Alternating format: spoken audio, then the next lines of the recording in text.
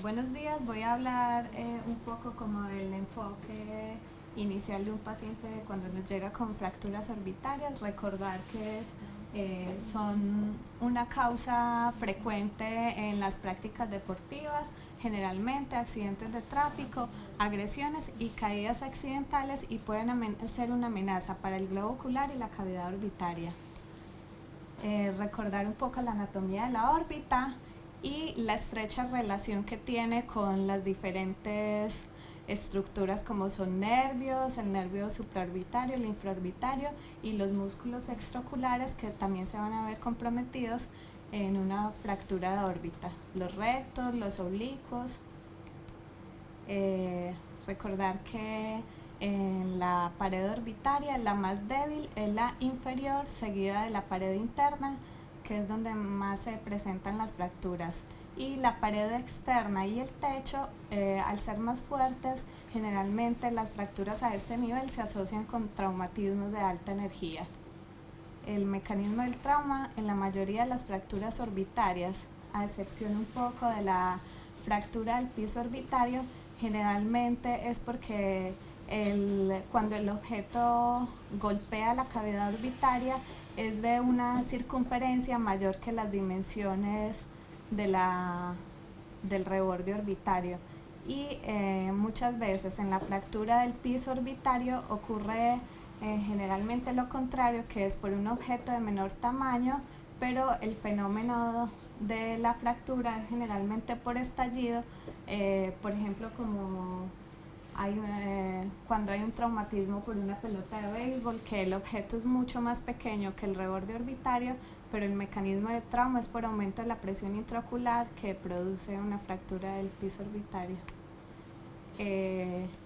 Los traumatismos de fuerte intensidad en el macizo facial también se asocia a fracturas del reborde y la pared orbitaria, que generalmente lo observamos en la clasificación de las fracturas faciales tipo Lefort 3.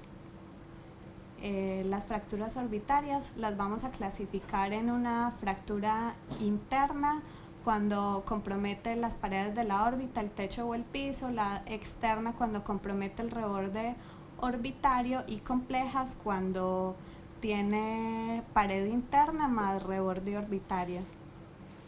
La fractura del suelo orbitario generalmente es la que se produce más frecuente en los pacientes adultos, generalmente es por aumento de la presión intraorbitaria que produce por retroceso del globo ocular, produce la fractura.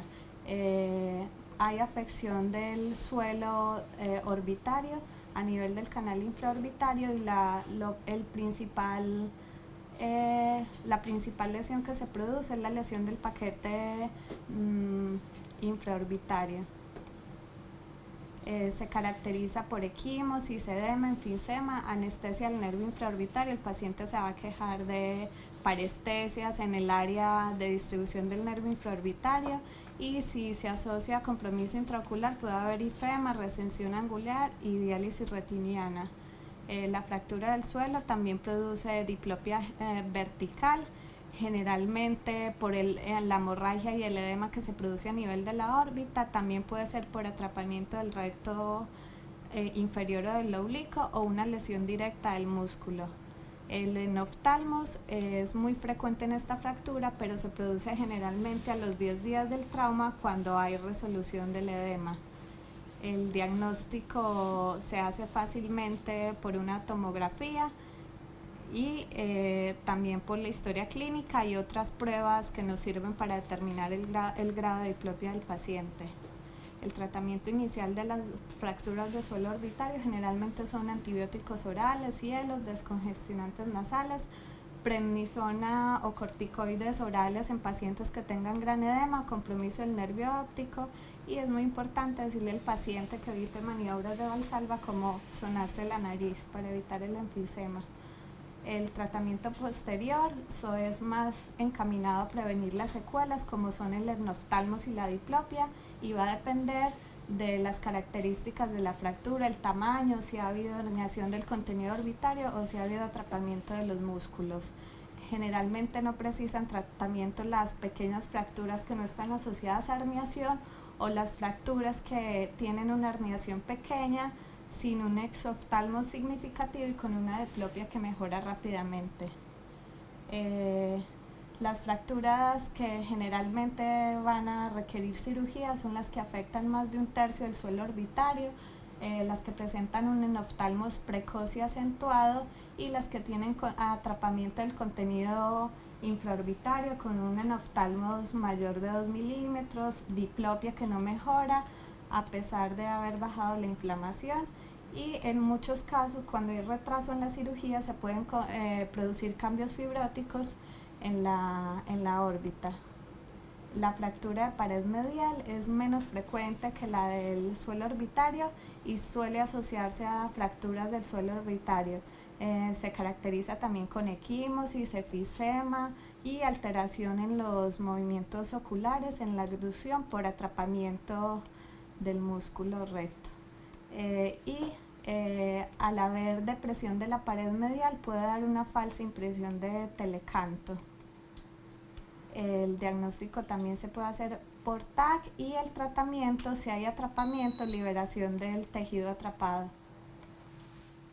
El techo orbitario es mucho más frecuente en los niños por la distribución que los niños tienen el cráneo un poco más grande con respecto a los adultos, lo que lleva a una mayor proporción de hueso frontal. Además se dice que en los adultos por la neumatización del seno frontal se previene un poco la fractura del techo orbitario, y en los adultos cuando se produce es por un traumatismo de alta energía. Generalmente se asocia a hematoma del párpado superior, equimosis y desplazamiento inferior o axial del globo ocular. Si la fractura es grande, hay pulsación del globo por transmisión de presión del líquido cefalorraquídeo.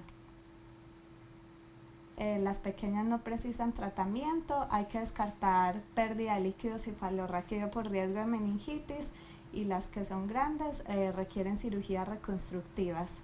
Las de la pared lateral son menos frecuentes y se asocian a lesiones faciales extensas y hay relación estrecha con la fosa temporal. Entonces, en conclusión, ante un paciente con fractura orbitaria, es muy importante el examen de la agudeza visual para descartar las causas de alteración, sea afectación del nervio óptico, afectación intraocular, valorar los músculos extraoculares y el examen bajo lámpara de hendidura. Los pacientes que requieren exploración oftalmológica urgente son pacientes con lesiones intraoculares que comprometan el globo, pacientes con síntomas vagales graves como náuseas, vómito, bradicardia, que pueden ser secundarios a atrapamiento de los músculos extraoculares, pacientes con enoftalmos, distopia orbitaria, cuando hay lesión del ligamento cantal medial o lateral o atrapamiento o lesión del aparato lagrimal. Cuando encontramos algunos signos, debemos sospechar un hematoma orbitario si hay una proptosis importante, en extrusión del contenido intraocular y pupila en forma de lágrima, sospechar una ruptura intraocular. Cuando hay ensanchamiento de la distancia intercantal, sospechar de irrupción del ligamento cantal medial. En distopia y en oftalmo, sospechar fractura del suelo orbitario. Cuando hay limitaciones de los movimientos extraoculares, sospechar atrapamiento muscular, y en disminución de la agudeza visual, descartar una lesión intraocular o del nervio óptico. Generalmente en los pacientes que tienen fractura orbitaria que implique un seno, dar profilaxis antibiótica con amoxicilina o macrólidos. Y la mayoría de los pacientes con fracturas de órbita con limitaciones del movimiento extraocular deben recibir corticoides para bajar un poco la inflamación. Y el TAC orbitario es imprescindible en casi todos los pacientes, especialmente si tienen deformidad, crepitación o escalón a la palpación de los huesos faciales. Gracias. Nada, muy bien. una comunicación muy... curiosamente, revisé una revista de 1979 que hablaba de las fracturas orbitarias y comparado aquello con la comunicación que has hecho no tiene color, ¿eh? O sea, muy buena comunicación y todo eso. ¿Alguna pregunta a la doctora? Nada. A mí me presentaron hace poco una prótesis de suelo de órbita para las fracturas de suelo de órbita reabsorbible, porque las hay. No sé de qué era reabsorbible, me la presentaron, yo no sé si la tengo por ahí. Una placa de Medford que se pone... No, pero esa era distinta, esa eran las que poníamos antes. No, porque esta se recorta, es maleable. No, esta no es, yo creo que no es maleable y no se recorta. No. O sea, viene fija como la prótesis metálica, pero esta es reabsorbible. O sea, como la prótesis que hay metálica de suelo de órbita, pero reabsorbible. Esas, aún hace poco saqué una de esas de Medford que se había puesto hace muchísimo tiempo y que estaba supurando, etcétera, etcétera. Y que además se le puso para que no tuviese diplopia. Creo que fue de silicona, ¿no? Bueno, no sé, ya será de silicona. Y al doctor Campos no se le corrige cuando habla. Pasamos a la siguiente comunicación.